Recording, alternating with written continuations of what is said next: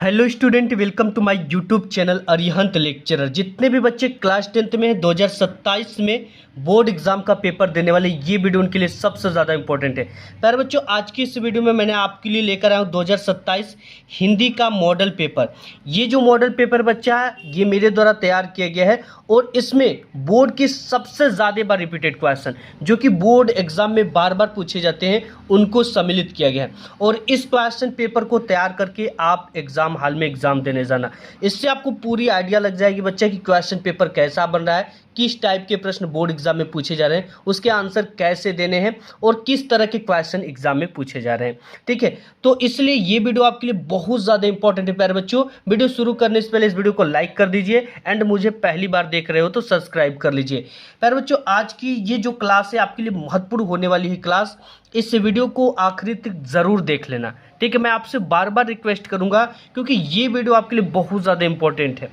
प्यारे बच्चों, आपको जैसे क्वेश्चन पेपर मिलेगा, ठीक है, ये एक मॉडल पेपर है हिंदी का, गेस पेपर, प्रैक्टिस पेपर आप इसे कह सकते हो। सबसे पहले बच्चा आपको यहाँ पे अपना अनुक्रमांक जो भी, जैसे आपका 2 2 4 4 6 6 अनुक्रमांक जो भी है, इस तरह से आपको सबसे पहले अपने अनुक्रमांक को, देन यहाँ पे आपका जो भी नेम हो, जैसे आपका अगर नेम अरिहंत है तो यहाँ पे आपको अपना नेम अरिहंत इस तरह से लिख देना है।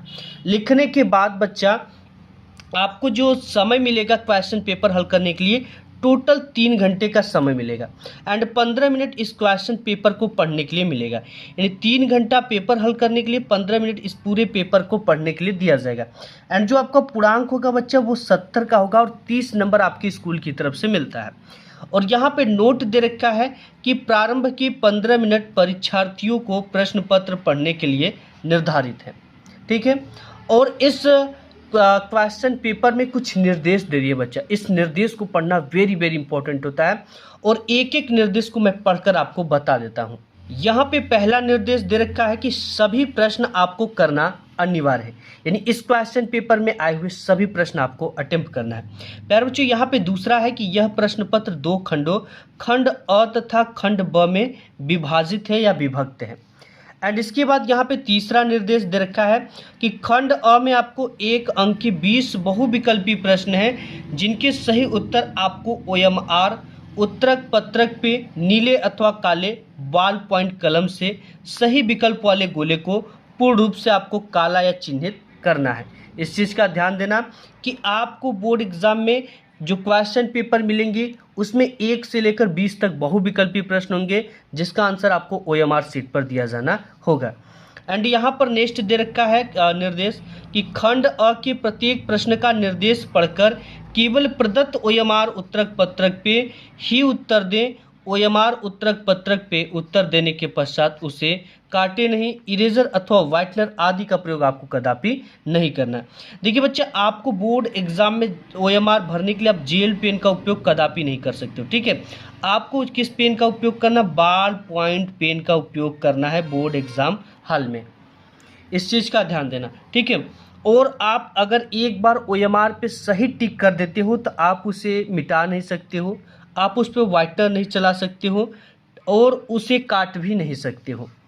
एंड यहाँ पे नेक्स्ट निर्देश दे रखा है कि प्रत्येक प्रश्न के अंक उसके सम्मुख अंकित है, यानी कौन सा क्वेश्चन कितने मार्क्स का है बच्चे, ये उसके आगे लिख दिया गया है। एंड यहाँ पे नेक्स्ट निर्देश है कि खंड ब में आपको 50 अंक के वर्णनात्मक प्रश्न देखने को मिलेंगे जिसका आंसर मेरे प्यारे बच्चों आंसर शीट पे आपको दिया जाना होगा। किस पे दिया जाना होगा, आंसर शीट पे। एंड यहाँ पे नेक्स्ट निर्देश है कि खंड ब में सभी प्रश्नों के उत्तर आपको एक साथ ही देना है। और यहाँ पे लास्ट निर्देश है कि प्रथम प्रश्न से आरंभ कीजिए तथा अंतिम प्रश्न तक करते जाइए और जो प्रश्न नहीं आता है उस पर समय आपको कदापि नष्ट नहीं करना। ये रहे आपके कुछ निर्देश बच्चा। अब आपके आते हैं खंड अ, जिसमें आपको मिलेंगे बहुविकल्पी टाइप के प्रश्न। यहाँ से शुरू हो जाता है बच्चा आपका खंड अ और इसमें आपको मिलते हैं बहुविकल्पी टाइप के प्रश्न। इसका आंसर आपको OMR सीट पे दिया जाना होता है और इसके लिए बोर्ड की तरफ से 1 घंटे का समय में आपको इसको कर लेना है, क्योंकि 2 घंटे में आपको वर्णनात्मक प्रश्न हल करना है और 1 घंटे में आपको बहुविकल्पी प्रश्न को हल करना होता है। यहाँ पे सबसे पहला क्वेश्चन दे रखा है बच्चा कि आकाशदीप कहानी संग्रह के लेखक हैं? यानी आकाशदीप किस जो कहानी है इसके लेखक कौन है?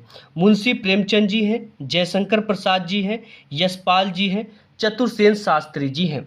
तो आप जानते हो कि आकाशदीप जयशंकर प्रसाद की काफ़ी प्रसिद्ध कहानी संग्रह है, यानी ऑप्शन नंबर बी आपका करेक्ट हो जाएगा। इसके बाद यहाँ पे दूसरा क्वेश्चन दे रखा है कि आचार्य रामचंद्र शुक्ल की कृति है, रसमीमांसा है, त्यागपत्र है, कल्पलता है, क्या भूलूं क्या याद करूं है। तो बच्चा जो रसमीमांसा है ये आचार्य रामचंद्र शुक्ल का काफ़ी प्रसिद्ध जो है कृति है। इसके बाद तीसरा क्वेश्चन यहाँ पे दे रखा है कि जीवनी विधा की रचना है, कलम का सिपाही है, भारत दूरदर्शा है, चंद्रगुप्त है, गोदान है। तो मुंशी प्रेमचंद जी का जो जीवनी की विधा रचना है ये कलम का सिपाही है, और ये जो है इसके जो राइटर है वो अमृत राय जी हैं, अमृत राय जी हैं। और ये मुंशी प्रेमचंद जी के लड़के थे जो अपने पिताजी की जीवनी इसमें लिखे हुए, कलम का सिपाही। चौथा नंबर क्वेश्चन है, ये सब जितने क्वेश्चन है बच्चा वेरी वेरी इंपॉर्टेंट क्वेश्चन है, ठीक है, वेरी वेरी आईएमपी क्वेश्चन है, आप इसको देख भी लेना, क्वेश्चन बैंक वगैरह कहीं भी, ये बोर्ड एग्जाम में बार बार रिपीटेड जितने भी क्वेश्चन इसमें मैंने लिया हुआ है। और यहाँ पे है नाटक है, जो परीक्षा गुरु किस विधा की रचना है, निबंध है, उपन्यास है, कहानी है। तो बच्चे ये जो है उपन्यास है, परीक्षा गुरु जो है ये क्या है, उपन्यास है। और इसके जो लेखक हैं आपको कमेंट बॉक्स में कमेंट करके बताना है, काफ़ी प्रसिद्ध रचना है और सभी बच्चे लगभग जानते होंगे। पांचवा क्वेश्चन बच्चा कि शुक्ल युग की समय अवधि है, यानी शुक्ल युग कब से कब तक माना जाता है, 1936 से 1943 ईस्वी तक, 1919 से 1938 ईस्वी तक, 1900 से 1918 ईस्वी तक, या उपयुक्त में से कोई नहीं। तो यहाँ पे बच्चे जो आपका ये माना जाता है शुक्ल युग, ये 1919 से 1938 ईस्वी तक का जो समय था ये शुक्ल युग का समयावधि माना जाता है। इसके बाद छठा क्वेश्चन यहाँ पे दे रखा है, ये दे रखा कि रीति काल की जो समय सीमा है वो क्या थी, संवत 1700 से 1800 ईस्वी, संवत 1700 से 1900 ईस्वी, संवत 1800 से 1900 ईस्वी, संवत 1600 से 1800 ईस्वी का। तो बच्चा इसमें जो समय में माना जाता है रीति काल की, वो 1700 से 1800 ईस्वी तक का समय रीति काल माना जाता है, रीति काल का समय सीमा। ऑप्शन नंबर ए आपका करेक्ट हो जाएगा। अब इसके बाद सातवां क्वेश्चन दे रखा है, तार सप्तक के संपादक कौन थे, अज्ञे जी थे, यशपाल जी थे, दिनकर जी थे, महादेवी वर्मा जी थे। तो तार सप्तक का जो संपादक किए थे वो 1943 ईस्वी में सच्चिदानंद हीरानंद वात्स्यायन अज्ञे जी के द्वारा किया गया था, संपादक इसके थे। तो ऑप्शन नंबर ए आपका करेक्ट हो जाएगा। आठवां क्वेश्चन इसमें है कि द्विवेदी युग की प्रमुख विशेषता है, नीति और आदर्श है, कल्पना की अधिकता है, संकुचित राष्ट्रीयता है, शोषण का विरोध है। तो इसमें है ना बच्चा नीति और आदर्श, ये है द्विवेदी युग की प्रमुख विशेषता। ऑप्शन नंबर ए आपका करेक्ट हो जाएगा। नेक्स्ट देखते हैं 9 नंबर क्वेश्चन। नेक्स्ट आपका यहाँ पे 9 नंबर क्वेश्चन है बच्चा कि प्रयोगवाद का प्रारंभ हुआ था सन 1936 से, सन 1943 से, सन 1955 से, सन 1960 ईस्वी से। तो प्रयोगवाद का जो प्रारंभ हुआ था वो सन 1943 ईस्वी में प्रारंभ हुआ था, जब इन्होंने तार सप्तक का प्रकाशन किया था। और प्रयोगवाद के जो प्रारंभ किए थे वो सच्चिदानंद हीरानंद वात्स्यायन अज्ञे जी ही हैं। तो 9वें का ऑप्शन नंबर बी आपका करेक्ट हो जाएगा। इसके बाद 10वां नंबर क्वेश्चन है कि दीपशिखा रचना है। पूरी पेपर बच्चा मैं आपको सॉल्यूशन के साथ बताऊंगा, और इस पेपर को बनाने के लिए हमने काफ़ी मेहनत किया है, काफ़ी दिनों का समय भी लगाया है, ताकि आप बोर्ड एग्जाम में 98% ला सको। तो आप सबसे पहले इस वीडियो को लाइक कर दीजिए, अपने दोस्त यार में, सखी सहेली में से शेयर भी कर दीजिए। एंड यहाँ पे है दीपशिखा रचना है जयशंकर प्रसाद की, महादेवी वर्मा जी की, सुमित्रा नंदन पंत जी की, सूर्यकांत त्रिपाठी निराला जी की। तो आप जानते हो कि जो महादेवी वर्मा का दीपशिखा ये काफ़ी प्रसिद्ध रचना है। ऑप्शन नंबर आपका बी करेक्ट हो जाएगा। 11 नंबर क्वेश्चन दे रखा बच्चा, तात तात हाँ तात पुकारी पंक्ति में कौन सा रस है, वीर रस है, करुण रस है, हास्य रस है, श्रृंगार रस है। तो यहाँ पे बच्चा करुण रस है। तात तात हाँ तात पुकारी ये मजबूरी में होता है और फंसा होता है, बच्चे अपने पिता को पुकारता है। तो यहाँ पे करु रस है, आप में रस जो है दो ठो है। एक तो देखो पहला क्या है, कैसे पूछता है, एक करु रस है और दूसरा हास्य रस है, ठीक है। और कभी कभी कैसे पूछता है, सबसे ज़्यादा पूछता है करुड़ रस का स्थायी भाव क्या है। करुड़ का स्थायी भाव शोक होता है, ठीक है, ये आपको पता होना चाहिए। और हास्य का स्थायी भाव होता है हास, ठीक है बच्चा, हास्य रस का स्थायी भाव हास होता है। और पूछता कैसे, देखो तीन तरह से।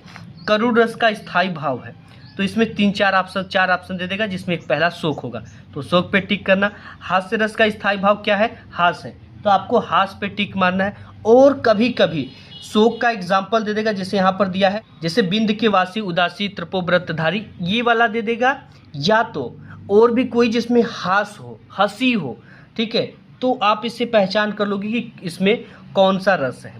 अब इसके बाद यहाँ पर करुरस हो गया। 12 नंबर क्वेश्चन है बच्चा, उपमा अलंकार के कितने अंग होते हैं। 2 अंग होते हैं, 3 अंग होते हैं, 4 अंग होते हैं, 6 अंग होते हैं। तो यहाँ पे जो करेक्ट ऑप्शन हो जाएगा वो 4 अंग होते हैं। उपमा के कितने अंग होते हैं, 4 अंग होते हैं, ठीक है। और आपको यहाँ पे 13 नंबर क्वेश्चन दे रखा है कि किस छंद के प्रत्येक चरण में 24 मात्राएं होती हैं। आप में 2 है छंद, एक तो सोरठा छंद है, सोरठा छंद, और दूसरा कौन छंद है, रोला छंद। और ये 2 ही छंद आपके बोर्ड एग्जाम में पूछा जाएगा, इसके एग्जाम्पल पूछे जाएंगे और एग्जाम्पल दे देगा, और आपको मात्रा गिनकर बताना होगा कि कौन सा छंद है। इसलिए इसका मात्रा, इसका जो है परिभाषा, इसका उदाहरण, सब कुछ आप दोनों का तैयार कर लेना, ठीक है। अब 24 मात्राएं किस छंद में होती है, यहाँ पे दोहा में होता है, रोला में होता है, सोरठा में होता है, चौपाई में होता है। तो हमने बताया आप में सिर्फ सोरठा व रोला दे रखा है, और इन दोनों को ही ध्यान रखकर आपको टिक करना, बाकी किसी भी छंद में टिक नहीं करना। तो यहाँ पे 24 मात्राएं जो थी वो रोला छंद में होती, यानी ऑप्शन नंबर बी आपका करेक्ट हो जाएगा, ठीक। अब इसके बाद 14 नंबर क्वेश्चन यहाँ पे दे रखा है कि सहपाठी में उपसर्ग है। यहाँ पे सह है, सु है, पाठी है या सा है। तो मैं बता दूं, जैसे अगर यहाँ पर बच्चा मैं उपकार लिखता हूँ, ठीक है, और इसमें आपसे कोई पूछेगा कि क्या है इसमें उपसर्ग, तो 4 अक्षर का जब होता है तो शुरू का 2 अक्षर इसका उपसर्ग बन जाता है, तो इसमें जो उप है आपका क्या हो जाएगा, उपसर्ग। और इसी तरह से अगर हम सहपाठी में देखें तो इसका 2 अक्षर शुरू का क्या है, सह है, तो यहाँ पे सह वाला ऑप्शन ए करेक्ट हो जाएगा। और एक और तरीके से पूछता है, जैसे अगर यहाँ पे मैं अध्यापक लिख दूँ, ठीक है, अध्यापक लिख दूँ और इसमें पूछ देगा उपसर्ग क्या है, तो अब आप क्या बताओगे, अध्य बताओगे। एक ऑप्शन इस तरह से दे देगा अध्य मतलब आधा ध, और एक इस तरह से दे देगा अधि, और एक दे देगा अधि इस तरह से।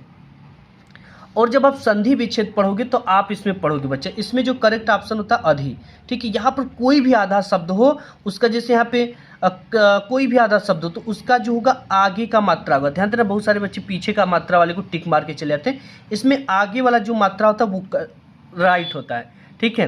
कोई भी यहाँ पे आधा शब्द आता है उसका यहाँ पे क्या हो जाएगा, इस तरह का हो जाएगा, इसका संधि विच्छेद अधि होगा, ठीक है। यानी इस पे ई की मात्रा लग जाएगी, ये होता है संधि विच्छेद, आप पढ़ोगे तो समझ जाओगे। और कभी कभी जैसे कुशल दे दिया, कुशल में अगर उपसर्ग पूछ देगा तो क्या होगा, क्योंकि ये 3 ही अक्षर है तो इसका शुरू का पहला अक्षर केवल उपसर्ग बनता है जब 3 ठो रहता है। तो इस चीज़ का ध्यान देना, 1 नंबर आपका बिल्कुल पक्का हो गया यहाँ से। 15 नंबर क्वेश्चन है बच्चा कि कौन सा शब्द रूप तीनों लिंगों में एक समान बना रहता है, यानी बनता है। तयोः बनता है, तस्य बनता है, ताभ्य बनता है या तस्मिन बनता है। तो यहाँ पे जो करेक्ट ऑप्शन हो जाएगा वो ताभ्य बनेगा, ऑप्शन नंबर बच्चा सी करेक्ट हो जाएगा। 16 नंबर क्वेश्चन यहाँ पे दे रखा है कि द्विगु समास किस पद में है। राजा रानी, पाप पुण्य, चौराहा, विशेषण विशेष्य। अब देखिए द्विगु समास क्या होता है, आप में 2 सबसे ज़्यादा समास, कर्मधारय समास भी है, लेकिन द्वंद्व और द्विगु सबसे ज़्यादा पूछे जाते हैं। द्विगु जो होता है बच्चे ये संख्यावाचक होता है, इसमें जरूर संख्या होगा, जैसे त्रिलोक हो गया, पंचमुखी हो गया, खष्टभुज हो गया, चौराहा हो गया, तिमुहानी हो गया, यानी संख्यावाचक जिसका पहला पद ही संख्यावाचक हो उसे द्विगु समास कहते हैं। तो अब यहाँ पर पाप पुण्य में तो है नहीं, चौराहा मतलब 4 राहों का समूह, तो ये द्विगु समास संख्यावाचक होता है। राजा रानी जो है ये द्वंद्व समास है, इसमें और शब्द का लोप पाया जाता है और इन दो शब्दों के बीच में और की जगह पे इस तरह का डैश लगाया जाता है। कभी कभी चौराहा का समास विग्रह भी पूछ देता है, तो 4 राहों का समूह होता है। ठीक है, पंचमुखी का समास विग्रह पूछ देता है तो 5 मुखों का समूह होता है। यानी इस तरह से घुमाकर इसी को पूछता है। ठीक है, तो इस चीज़ का ध्यान देना। एंड यहाँ पे नेक्स्ट 17 नंबर क्वेश्चन दे रखा है कि गंगा का पर्यायवाची शब्द है। ठीक है, गंगा ये आपके गांव की गंगा की बात नहीं की जा रही बच्चा, यहाँ पे गंगा जो नदी है इसकी बात हो रही है। भागीरथी है, घोड़ा है, इंद्र है, कुबेर है। तो भागीरथी जो है ये गंगा का पर्यायवाची, ऑप्शन नंबर ए आपका करेक्ट हो जाएगा। ठीक है, नेक्स्ट देखते हैं 18 नंबर क्वेश्चन। और यहाँ पे नेक्स्ट 18 नंबर क्वेश्चन बच्चा कि उसे दफ्तर की नौकरी से घृणा थी, रचना की दृष्टि से वाक्य भेद है। यहाँ पे निषेधवाचक है, सरल वाक्य है, संयुक्त वाक्य है, मिश्र वाक्य है। तो यहाँ पे बच्चा जो करेक्ट ऑप्शन हो जाएगा वो सरल वाक्य हो जाएगा, ऑप्शन नंबर बी आपका करेक्ट हो जाएगा। नेक्स्ट यहाँ पे 19 नंबर क्वेश्चन दे रखा है कि वाच्य का संबंध है कर्म के रूप में, क्रिया के रूप में, कर्ता के रूप में, काल के रूप में। तो यहाँ पे जो हो जाएगा क्रिया के रूप में है, वाच्य का संबंध जो है क्रिया के रूप में, ऑप्शन नंबर बी आपका करेक्ट हो जाएगा। 20वां क्वेश्चन बच्चा यहाँ पे दे रखा कि वाक्य में स्थित पदों का व्याकरणिक परिचय क्या कहलाता है। पदबंध कहलाता है, पद समूह कहलाता है, पद परिचय कहलाता है या पद स्थिति कहलाता है। तो ये पद परिचय कहलाता, ऑप्शन नंबर सी करेक्ट हो जाएगा। अब इसके बाद बच्चा आपका आ जाता है नेक्स्ट खंड ब, और खंड ब में आपको मिलता है वर्णनात्मक टाइप के प्रश्न। इसको हल करने के लिए टोटल आपके पास अब 2 घंटे का समय बचा है, क्योंकि 1 घंटे का समय बहुविकल्पी में आपका बीत गया। और इसका आंसर आपको आंसर शीट पे लिखना है। और इसको लिखने का सबसे बेस्ट तरीका क्या होता है, क्योंकि यहीं पर बच्चे जो 50 अंक यहाँ से लाना होता है ना, ये 50 अंक का पूरा आता है, 20 अंक का बहुविकल्पी, 50 अंक का ये, और इसी में से 30 नंबर 35 नंबर इसी तरह से पाते हैं। क्या गलती करते हैं, कैसे लिखना है, आज की इस वीडियो में सब कुछ मैं आपको बताने वाला हूँ। 21 नंबर जो क्वेश्चन आपके एग्जाम में देता है वो ये देता है कि निम्नलिखित गद्यांश पर आधारित दिए गए प्रश्नों के उत्तर दीजिए, और इसके लिए आपको टोटल 6 मार्क्स मिलने हैं। बच्चा जैसे आप देखोगे ना तो यहाँ पर एक गद्यांश देगा, और गद्यांश के नीचे टोटल 3 क्वेश्चन दिए हैं, और इन्हीं 3 क्वेश्चन का आंसर आपको लिखना है। यहाँ पे जैसे पहला क्वेश्चन दे रखा है कि उपयुक्त गद्यांश का संदर्भ लिखिए, और इसके लिए आपको 2 मार्क्स मिलेंगे। संदर्भ के लिए हमें 2 चीज़ों का पता होना चाहिए। सबसे पहले तो पाठ, और दूसरा चीज़ कि इस पाठ के लेखक कौन है, तभी हम संदर्भ लिख पाएंगे, अदरवाइज हम संदर्भ नहीं लिख पाएंगे। अब हमें पाठ और लेखक का नाम कैसे पता चलेगा, इसके लिए हमें क्या करना पड़ेगा, इसको पढ़ना पड़ेगा, और पढ़कर कुछ ऐसे चीज़ों को ढूंढना पड़ेगा जो कि उस पाठ से मिलता जुलता हो। जैसे अगर इस चीज़ को अगर हम पढ़ते हैं बच्चा, तो यहाँ पे कुसंग का ज्वर सबसे भयानक होता है। ठीक है, किसी युवा पुरुष की संगति, तो ये है आपका मित्रता नामक पाठ से। किस पाठ से बच्चा, मित्रता नामक पाठ से। और मित्रता जो पाठ है इसके जो राइटर हैं वो स्वयं आचार्य रामचंद्र शुक्ल जी हैं। कौन है, आचार्य रामचंद्र शुक्ल जी हैं। इनको तैयार कर लेना बच्चा, इनका नाम आपको एग्जाम हॉल में लिखना है, रामचंद्र शुक्ल जी हैं। ठीक है, अब इसके बाद यहाँ पर एक क्वेश्चन दूसरा देता है, इसमें रेखांकित अंश की व्याख्या कीजिए। अब हमें व्याख्या किसकी करनी है, यहाँ से लेकर यहाँ तक शब्द के नीचे आप ध्यान दोगे तो बच्चा यहाँ पर कुछ रेखा इस तरह की लाइन खींची गई है, इसी की व्याख्या हमें अपने शब्दों में लिखना होता है। जैसे किसी युवा पुरुष की संगति यदि बुरी होगी, यानी कोई व्यक्ति नौजवान है और उसकी संगति बेकार है, यानी बुरे लोगों के साथ है, तो वह उसके पैरों में बधी चक्की के समान होगी। यानी जिस प्रकार एक मनुष्य के पैर में चक्की यानी भारी भरकम वस्तु बांध दी जाए तो वो न आगे चल पाएगा न पीछे बढ़ पाएगा। ठीक है, यानी वो दिन पर दिन पीछे तो बढ़ सकता है लेकिन आगे कभी नहीं बढ़ सकता है। तो यही चीज़ है बच्चा कि वो व्यक्ति कभी भी उन्नति के मार्ग पर नहीं चल सकता, वो कभी विकास नहीं कर सकता है, जो उसे दिन दिन अवनति के गड्ढे में गिराती जाएगी, और वो जो चक्की है उसे दिन पर दिन जो है विनाश की तरफ ले जाएगी। ऐसे आपको अपने शब्दों में बनाकर इसका रेखांकित अंश की व्याख्या लिखना है। अब यहाँ पे तीसरा क्वेश्चन है, 2 नंबर इसका, 2 नंबर इसका 4, युवा पुरुष की बुरी तथा अच्छी संगति का क्या प्रभाव पड़ता है।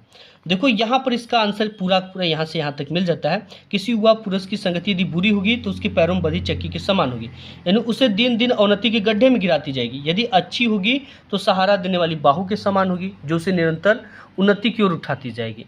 ऐसे आपको लिखना है। थोड़ा सा इसमें से छाट कर, निसंगति बुरी होगी तो दिन दिन अवनति गड्ढे में गिराती जाएगी, अगर अच्छी होगी तो सहारा देने वाली बाहू के समान होगी। इतना आपको लिखना है, ठीक है। अब इसके बाद गद्यांश 2 ठो देता है, एक ये देता है, एक ये देता है, अथवा कर कर। आप चाहो तो इसको करिए, आप चाहिए तो इसको करिए, अथवा वाला, ठीक है। यहाँ पे दे रखा है कि रोहतास दुर्ग के प्रकोष्ठ में बैठी युवती ममता सोर के तीक्ष्ण गंभीर प्रवाह को देख रही थी। अब इसके नीचे भी 3 क्वेश्चन है। पहला क्वेश्चन यही है कि उपयुक्त गद्यांश का संदर्भ लिखिए। संदर्भ के लिए हमने आपको पहले ही बताया बच्चा कि आपको पता होना चाहिए पाठ और इसके राइटर, यानी इसके लेखक आपको पता होना चाहिए। इसके जो पाठ है बच्चा, आप इसको जब पढ़ोगे तो यहाँ पे ममता आया हुआ है, तो ये ममता नामक पाठ से लिया गया, जो कि आपका दूसरा पाठ है। और इसके जो राइटर हैं वो जयशंकर प्रसाद जी हैं। ममता जो पाठ है इसके राइटर जयशंकर प्रसाद जी हैं। तो यहाँ पे तैयार कर लेना इनको, जयशंकर प्रसाद जी, ठीक है। ये मंदिरों वाले प्रसाद की बात नहीं हो रही है।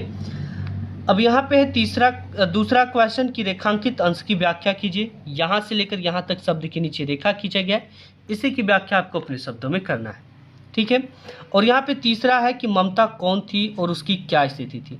बच्चा जो ममता थी ना, एक विधवा थी। यहाँ पे है ममता विधवा थी, एक विधवा थी, और उसकी स्थिति क्या थी, उसका यौवन सूर्य के समान उमड़ रहा था। यानी जो व्यक्ति नए उम्र के होते हैं उनकी यौवन जो होते हैं वो उफान पे होते हैं, ठीक है। युवा अवस्था की बात तो आप समझ रहे हो। अब इसके बाद इसकी आंसर लिख दिया हमने 6 नंबर, या तो इसको करिए या तो इसको करिए, ठीक है। नेक्स्ट देखते हैं 22 नंबर। नेक्स्ट यहाँ पर 22 नंबर क्वेश्चन है बच्चा कि निम्नलिखित पद्यांशों में से किसी एक के नीचे दिए गए प्रश्नों के उत्तर दीजिए, और इसके लिए टोटल आपको 6 मार्क्स मिलेंगे। यहाँ पर बच्चा एक जो है पद्यांश दे रखा है, ये भी 2 ठो देता है, किसी एक को आपको हल करना होता है। यहाँ पे अगर आप इसको देखोगे तो इसके नीचे भी 3 क्वेश्चन है। उपयुक्त गद्यांश का संदर्भ लिखिए। सॉरी, यहाँ पर पद्यांश, उपयुक्त पद्यांश का संदर्भ लिखिए। अब पद्यांश का संदर्भ लिखने के लिए आपको 2 चीज़ों का पता होना इंपॉर्टेंट है, एक तो पाठ और दूसरा कवि, क्योंकि इसमें कवि होते हैं, ठीक है। तो जब आप इसे देखोगे तो यहाँ पे सूरदास है, यानी कवि जो हो गए ये इसके सूरदास हो गए। पहले के जो लोग थे ना, वो अपने नाम को डाल देते थे कि हमारी पंक्ति को कोई चुरा कर अपनी पंक्ति ना बता दे। जैसे पहले के कबीर दास हो गए, सूरदास हो गए, रसखान हो गए, क्योंकि ये लोग पढ़े लिखे नहीं थे, ये अब लोग अपने शिष्यों से लिखवाते थे सभी चीज़ें। और यहाँ पे पाठ जो है, आप में पाठ जो है पद नामक शीर्षक लिखे, जो कि सूरसागर से लिया गया है। तो यानी शीर्षक मिल गया और इसके कवि मिल गए, तो आसानी से आप इसके संदर्भ को लिख पाओगे, ठीक है। संदर्भ कैसे लिखे, अरिहंत लेक्चरर आप सर्च करोगे तो हमारी वीडियो आ जाएगी। सबसे बेस्ट तरीका, और टॉपर जैसे लिखते वो चीज़ें मैं आपको बता रखा हूँ, आप उसे जरूर देख लेना, ठीक है। मिस मत करना बच्चा, जरूर देख लेना। अब इसके बाद है रेखांकित अंश की व्याख्या कीजिए। यहाँ से लेकर यहाँ तक की व्याख्या करना है। मैं शुरू से आपको बता देता हूँ, क्योंकि कभी कभी एग्जाम में ये रेखांकित अंश यहाँ से खींच कर दे देता है, कभी कभी यहाँ से देता है। तो यहाँ पे चरण कमल वंदो हरिराय, हे प्रभु मैं आपकी कमलवत रूपी चरणों की वंदना करता हूँ। जाकी कृपा पंगु गिरे लंघ है, जिसकी कृपा मात्र से लंगड़ा व्यक्ति पर्वत को लांघ जाता है। अंधे को सब कुछ दर्शाई, और अंधे व्यक्ति को सब कुछ दिखाई देने लगता है। बहिरो सुने, बहरा व्यक्ति सुनने लगता है। गुंग पुनि बोले, गूंगा व्यक्ति फिर से बोलने लगता है। रंक चले सिर छत्र धराई, और जो गरीब व्यक्ति है वो भी अपने सर पे छत्र धारण करके चलने लगता है।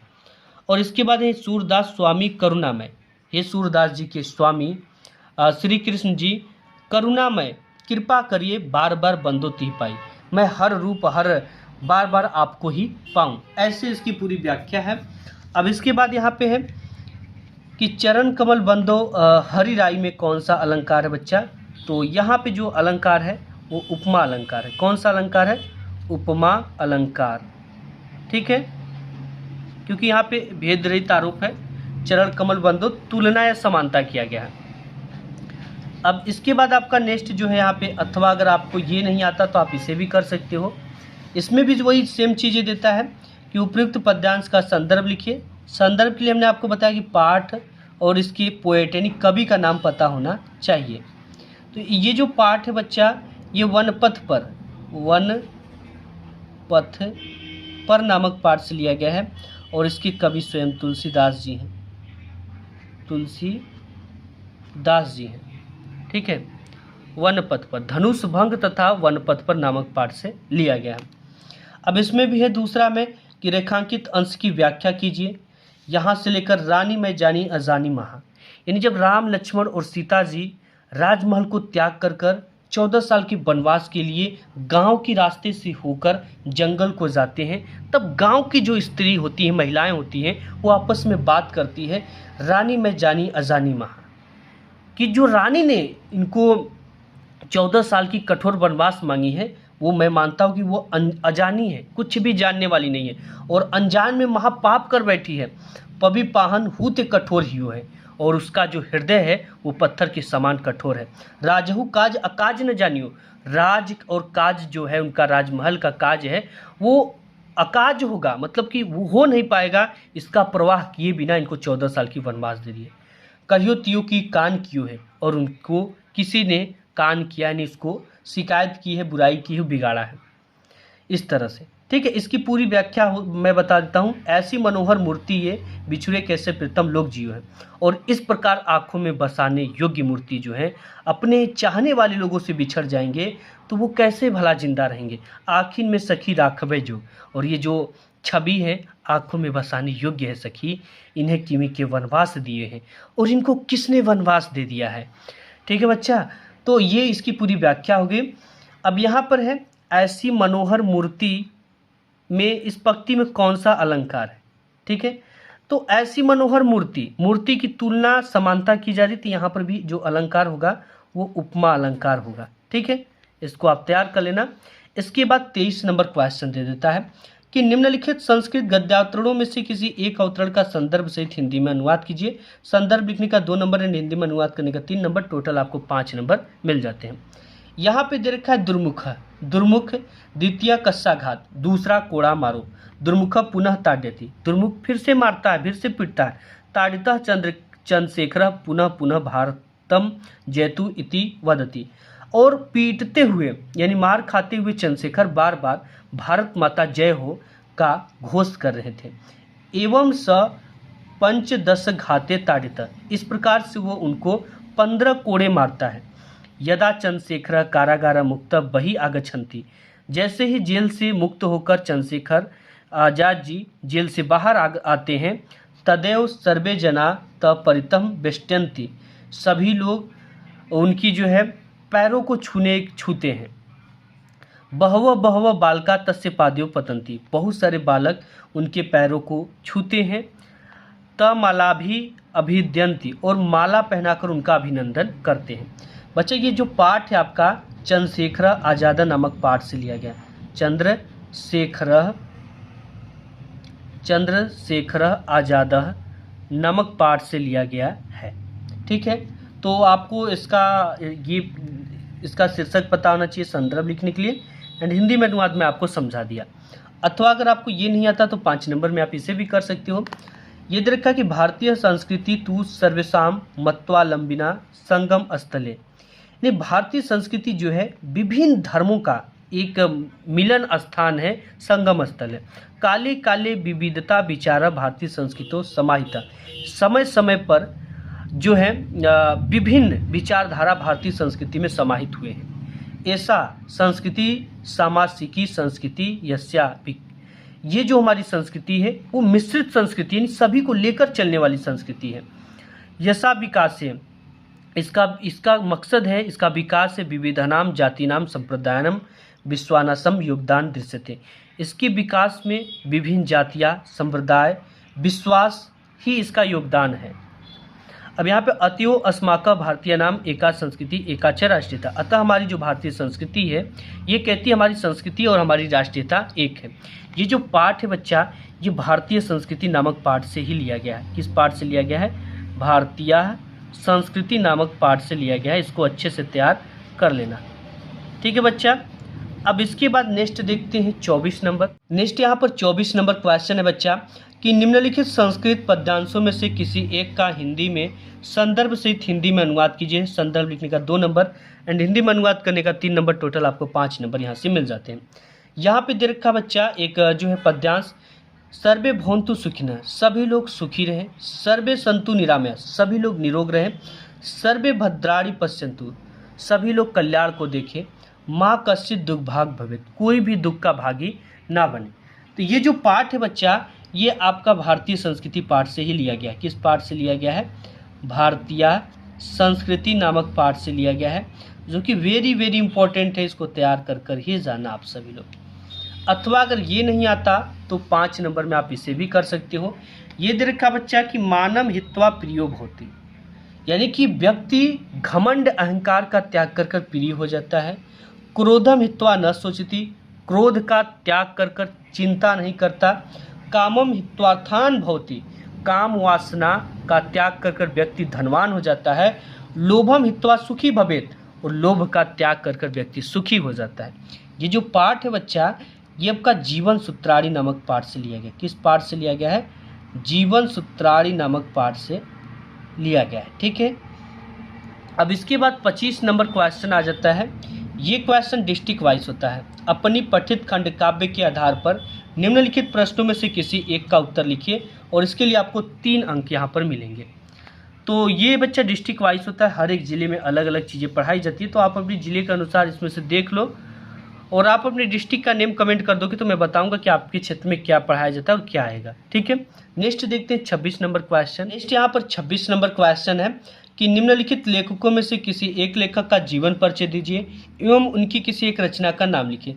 जीवन परिचय लिखने का 3 नंबर, 2 नंबर इनकी प्रमुख रचना का नाम लिखने के लिए आपको टोटल 5 अंक मिल जाते हैं।